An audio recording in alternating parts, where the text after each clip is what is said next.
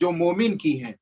علامات مومن خمسہ، کہ مومن کی 5 علاماتیں ہیں. ویسے تو بہت علامات ہیں، اگر ہم تاریخ کا مطالعہ کریں اور روایات کی کتابوں کو دیکھیں تو تقریباً کسی نے 100 علامتیں مومن کی لکھی تو کسی نے 40 علامتیں مومن کی لکھی.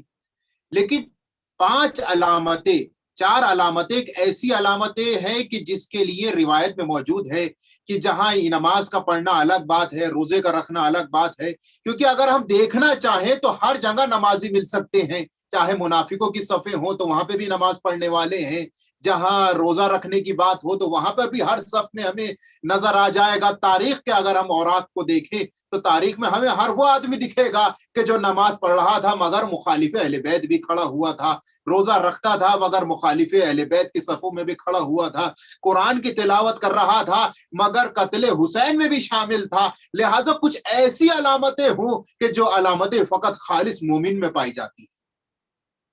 سوال کرنے والے نے آ کر چھٹے امام کی خدمت میں سوال کیا کہ مولا ارشاد فرمائے 5 علامتیں، کچھ ایسی علامتیں بتائیں کہ جس سے ہم مومن کی شناخت کر سکیں. تو امام نے فرمایا 5 علامتیں.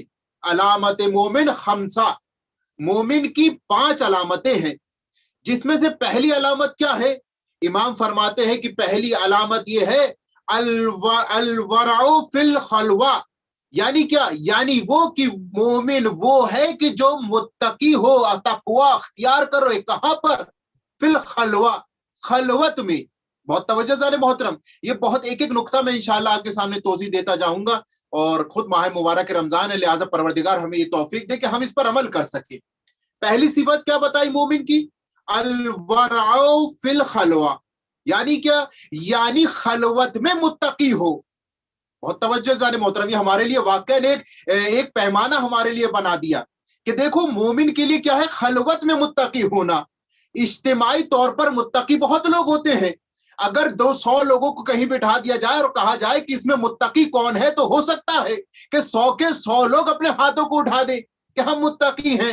نہ ہم نمازوں کو قضا کرتے ہیں، نہ ہم حرام کام کرتے ہیں، نہ حرام لقمہ کھاتے ہیں، تمام لوگ کہہ سکتے ہیں. لیکن امام جعفر صادق علیہ السلام نے جو علامت بتائی، کہا مومن وہ ہے کہ جو خلوت میں بھی تقوی اختیار کیے ہوئے ہو.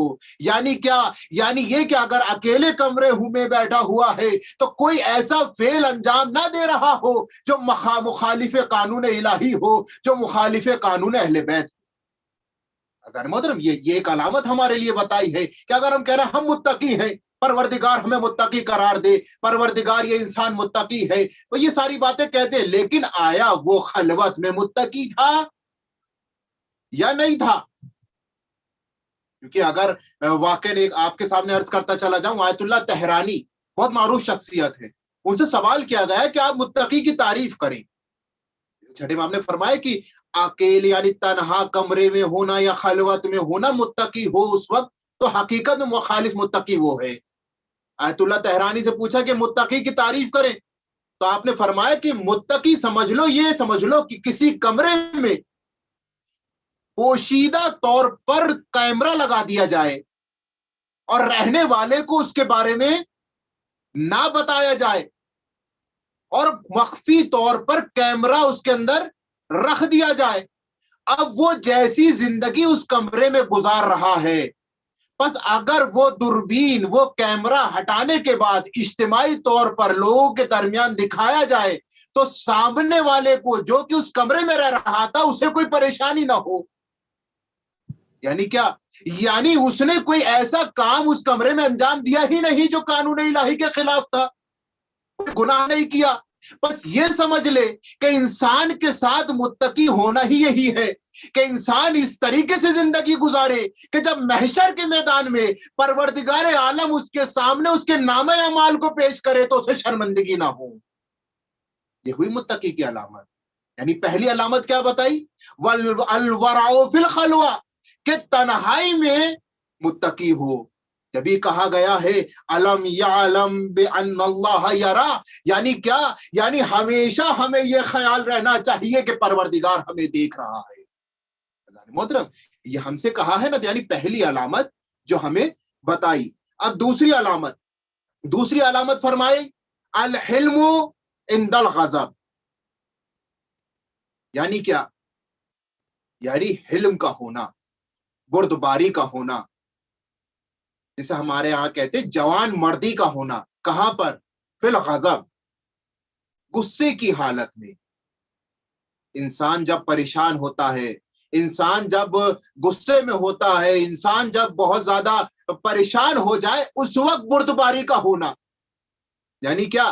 یعنی یہ کہ اگر کوئی انسان کو آ کر برا بھلا کہہ رہا ہو، انسان کو آ کے گالی دے رہا ہو، اور روبرو آ کے گالی دینے کے بعد اگر سامنے والا بھی پلٹ کے اس کو گالی دے دے، کہا یہ متقی نہیں ہے، یہ مومن نہیں ہے. مومن کی علامت یہ ہے کہ اگر کوئی سامنے آ کر اسے برا بھلا بھی کہہ رہا ہو، اگر وہ غصے میں 100 ڈگری کے ٹمپریچر پر بھی پہنچ جائے، تب بھی اس کا بردباری کا ہونا، جوان مردی کا ہونا اس پائے پر ہونا چاہیے کہ سامنے والا چاہے کچھ بھی کہتا رہے، اس کو بجائے برا بھلا کہنے کے نصیحتیں کرنی چاہیے. کہا مومن کی دوسری علامت یہ ہے. جبھی تو تھا ہمارے اہل بیت کا کردار کیا تھا.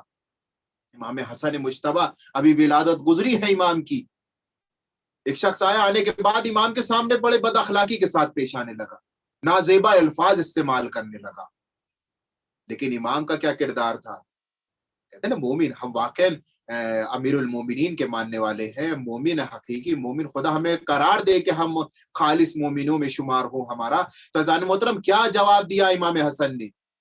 نازیبا الفاظ بیان کر رہا تھا، سب کچھ بیان کیا اس نے، لیکن امام کا مخاطب ہو کر کہنا کہ اے بندہ خدا، یہ بتا کیا تجھے کسی چیز کی احتیاج ہے؟ کیا تو کسی چیز کا محتاج ہے؟ اگر روٹی چاہیے تو میں تجھے روٹی دینے کو تیار ہوں، اگر کپڑا چاہیے تو میں تجھے کپڑا دینے کو تیار ہوں، تجھے بتا چاہیے کیا؟ یعنی جب اس نے اخلاق امام کو دیکھا کہ ابھی تک تو میں ان کو برا بھلا کہہ رہا تھا، میں نعوذ باللہ نازیبا الفاظ استعمال کر رہا تھا، لیکن ان کا رویہ میرے سامنے بالکل برعکس ہے. تو ہو سکتا ہے کہ ہمارا کردار بھی اگر اس طریقے سے ہو تو سامنے والا شاید اس امام کے بندوں میں، جو کہ ہم غلامان امام حسن میں ہیں، اگر ہمارا کردار بھی اگر ایسا ہو جائے تو ممکن ہے کہ ہمارے اخلاق سے، ہمارے کردار سے، ہمارے اس حلم سے، ہماری بردباری سے سامنے والا ہدایت پائے. محترم، یہ دوسری صفت کہ جو امام جعفر صادق علیہ السلام نے بیان کیا الحلم، حلم کا ہونا. کہاں؟ فی الغضب، غصے کی حالت، جب ہمیں بہت زیادہ غصہ آ رہا ہو. کیونکہ اگر ہمیں دیکھنا ہے تو خود قرآن مجید میں کتنی مرتبہ حلم کا لفظ آیا، کتنی مرتبہ پروردگار کے لیے دعاؤں میں استعمال ہوتا ہے. یا حلیم لا یجل، اے حلیم کے جس میں لا یجل نہیں ہے، جلد بازی نہ ہو. مطلب دوسری صفت. تیسری صفت کیا فرمائی؟ الصدقۃ فی القلہ، بہت اہم ترین صفت، خصوصاً آج کے زمانے کو، آج کے ماحول کو. دو صفتیں ہمارے سامنے روشن ہوئی کہ جو امام نے ارشاد فرمائی. پہلی کیا تھی؟ پہلی یہ کہ خلوت میں متقی ہونا، حلم کا ہونا، بردباری کا ہونا. خوب تیسری کیا ہے؟ الصدقۃ فی القلہ، یعنی کیا؟ یعنی یہ کہ صدقے کا دینا، لوگوں کو پیسہ دینا، مدد کرنا کسی بھی طریقے سے. کب؟ فی القلہ، جب تمہارے پاس خود بھی نہ ہو. بہت توجہ زن محترم، آج انسان یہ سوچتا ہے کہ کاش پروردگار ہمیں پیسہ دے، ہمیں دولت دے، ہمیں سب کچھ دے تاکہ ہم مدد کرے. تو چھٹے امام نے مومن کی علامت یہ نہیں بتائی کہ پہلے مانگو پھر دو. کہا اگر نہ بھی ہو تب بھی دو. کہا جب دو گے تو تم مومنوں کی صفوں میں آ جاؤ گے. اگر ہے اور بہت زیادہ ہے تب دے رہے ہو، تب تو تمہارا حق تھا دینے کا. لیکن جب نہ ہو اور تب دے رہے ہو تو یقین جانو تم سے بڑا مومن کون ہوگا. بے شک بے شک، بہت اچھے، بہت تیسری صفت کیا فرمائی؟ الصدقۃ فی القلہ، اگر نہ ہو، قلت ہو، کم ہو، اگر تم، واقع روایتوں میں ہے اور چھٹے امام سے ہی روایت ہے اصول کافی میں، کہ آپ نے فرمایا کہ اگر تم چاہتے ہو کہ تمہارے رزق میں برکت ہو، اگر تم چاہتے ہو کہ تم سے پریشانیاں دور ہوں، اگر تم چاہتے ہو کہ تمہارے پروردگار روزی میں اضافہ کر دے، تو صدقہ دو، خیرات کرو. انفاق کرو. جب تم یہ کرو گے تو آٹومیٹکلی پروردگار تمہارے رزق میں اضافہ کر دے گا. خزان محترم یہ ہمارے ہاں واقعاً ایک غلط فہمیاں ہیں، اور یہ بھی ہمارے میں بہرحال کہنا صحیح سمجھوں گا کہ یہ ہمارے یہاں غلط دعا ہوتی ہے کہ پروردگار ہمیں دولت دے تاکہ ہم غریبوں کی مدد کریں، پروردگار ہمیں بہت پیسہ دے دے یا کچھ بھی ہمیں مدد کرے تاکہ ہم مدد کریں. نہیں، بلکہ ہمارا تو یہ ہونا چاہیے کہ پروردگار جو تو نے مجھے دے رکھا ہے تیرا لاکھ لاکھ شکر ہے کہ تو نے مجھے اتنا دیا، میں جتنا دیا ہے بس اس میں سبحان خیرات اللہ، کر رہا ہوں. سبحان فضان اللہ، سبحان محترم یہ ہمارے لیے تیسری علامت کی جو روشن ہے. واقعاً آج کا وقت بھی ہے، زمانہ جو کہ ماحول چل رہا ہے بہت سخت وقت ہے، غریبوں کے لیے بھی سخت وقت ہے. واقعاً اگر ہمیں واقع اپنے آپ کو خالص مومن کی صفوں میں شمار کرانا ہے پروردگار کی بارگاہ میں، تو ہمیں بھی چاہیے کہ جتنا ہو سکے خیرات کرے، جتنا ہو سکے جس طریقے سے ہو سکے، تاکہ ہو سکتا ہے شاید ہماری چھوٹی سی رقم دینے سے کسی کا پیٹ بھر جائے اور ہماری آخرت سدھر جائے. تو جانے مطلب یہ صدقہ جو ہے یہ ہمارے گناہوں کی بھی معافی ہوتی ہے. سبحان یہ اللہ. صدقہ جو ہے یہ ہمارے لیے واقعا خود ہمارے لیے اور ہمارے اجداد کے لیے باعث مغفرت بھی قرار پا سکتا ہے. تو تیسری علامت جو کہ چھٹے امام نے ارشاد فرمائی کہ اگر کم ہو تب بھی صدقہ دو. خوب. چوتھی علامت کے جو ارشاد فرمایا الصدق عند الخوف. واقعا جب میں خود اس حدیث کو دیکھ رہا تھا اور پڑھ رہا تھا تو مجھے واقعا کچھ ایسا احساس ہوا کہ واقعا اس میں جو وہ نکات ہیں وہ آج کے زمانے کو دیکھ کر ہے کہ ہم واقعا کس غلط راہ پر نکل گئے. ہم نے ہر وہ چیز پسند کرنی چاہیے جو ہمیں اچھی لگ رہی تھی، ہم نے وہ چیز اچھا سمجھا، ہم نے وہ چیز صحیح سمجھی جو ہمیں اچھی لگ رہی تھی. اور امام معصومین جو بیانات دے کر گئے وہ واقعی جسے ہم کہا جائے کہ جس طریقے سے قرآن تا قیامت کے لیے معجزہ ہے، اسی طریقے سے امام معصومین کے اقوال بھی تا قیامت تک کے لیے معجزہ ہے. بے شک بے وہ شک، سبحان نصیحتیں، اللہ. ان کے وہ بیانات واقعی ہمارے لیے ایک نصیحت ہے. لہذا کیا فرمایا چوتھا نقطہ جو امام کا ہے مومن کی علامت، کہا الصدق عند الخوف. سچ بولو کب؟ جبکہ چاہے تمہیں چاروں طرف سے خوف نے گھیر لکھا ہو. سچ بولو اگر خوف بھی تمہارے نزدیک ہو، ڈر بھی تمہارے نزدیک ہو. سچ کا ساتھ کبھی مت چھوڑ دینا. یعنی یہ نہ ہو کہ اگر دولت نظر آ رہی ہے تو تم جا کر جھوٹ کا دامن پکڑ لو، اگر مخالفتیں تمہیں نظر آ رہی ہے تم خوف سے جا کر جھوٹ کا دامن پکڑ لو. نہیں، بلکہ اگر تمہیں مومن کی صفوں میں اپنا شمار کرانا ہے تو ہمیشہ سچ کا ساتھ پکڑنا، چاہے تمہارے سامنے کتنا بھی ڈر ہو، چاہے جتنا بھی خوف ہو. یہ زمانہ، یہ جو آج کا زمانہ ہے، حقیقت میں یہ خوف کا زمانہ ہے. یہاں سچ کا تو کوئی سایہ ہی نہیں ہے سوائے لوگوں کے دلوں میں خوف کے ڈالنے کے، سوائے لوگوں کے دلوں میں خوف پیدا کرنے کے. یہ خوف کا وقت ہے. یعنی بس ہمارے لیے بھی تو امتحان ہے کہ ہمیں اگر اپنے آپ کو مومن کرانا ہے تو ہمیں سچ کا ساتھ دیں. فضان محترم یہ علامتیں ہیں. اس کے بعد ایک آخری علامت، لیکن میں ایک نقطہ آپ کے سامنے عرض کرنا چاہتا ہوں. یہ علامتیں جو ہیں میں معصومین نے ارشاد فرمائی کہ انسان کو چاہیے کہ ان کی صفوں پہ چلے. یہ زمانہ چونکہ بہت اہم عجیب زمانہ ہے. ایک روایت آپ کے سامنے عرض کروں. ایک شخص آیا مولا کائنات حضرت علی بن ابی طالب علیہ السلام کی خدمت میں، اللہم صلی آنے کے بعد علی محمد عرض کرتا ہے کہ مولا محمد. یہ ارشاد فرمائے کہ ہمیں پروردگار نے جو خلق کیا ہے یہ صفات تھی. بہرحال کیونکہ مومن ہے تو اشرف المخلوقات ہے. میں اس وجہ سے یہ عرض کرنا چاہتا ہوں، بہت خوبصورت روایت بھی ہے امام کی. کہا یہ جو انسان کو اشرف المخلوقات کہا گیا ہے اس کی وجہ کیا ہے؟ تو امام نے فرمایا کہ اس وجہ سے اشرف المخلوقات کہا گیا کیونکہ انسان کو جو پروردگار نے خلق کیا ہے اس کے ساتھ ساتھ پروردگار نے دو مخلوق کو اور خلق کیا. ایک وہ مخلوق ہے کہ جسے پروردگار نے عقل دے دی تھی، ایک وہ مخلوق ہے جسے پروردگار نے خواہش دی ہے، اور ایک مخلوق ہے جسے پروردگار نے عقل بھی دی ہے اور خواہش بھی دی ہے. میں اکثر اس روایت کو بیان کرتا ہوں کیونکہ یہ واقعی ایک پیغام ہے ہمارے لیے، تاکہ ہمارے اندر سے جو ہمارے ہاں اکثر میں کہا جاتا ہے نا کہ حیوانیت پیدا ہو رہی ہے، وجہ کیا ہے؟ اس وجہ سے عرض کر رہا ہوں. کہا پروردگار نے تین طرح کی مخلوق پیدا کی.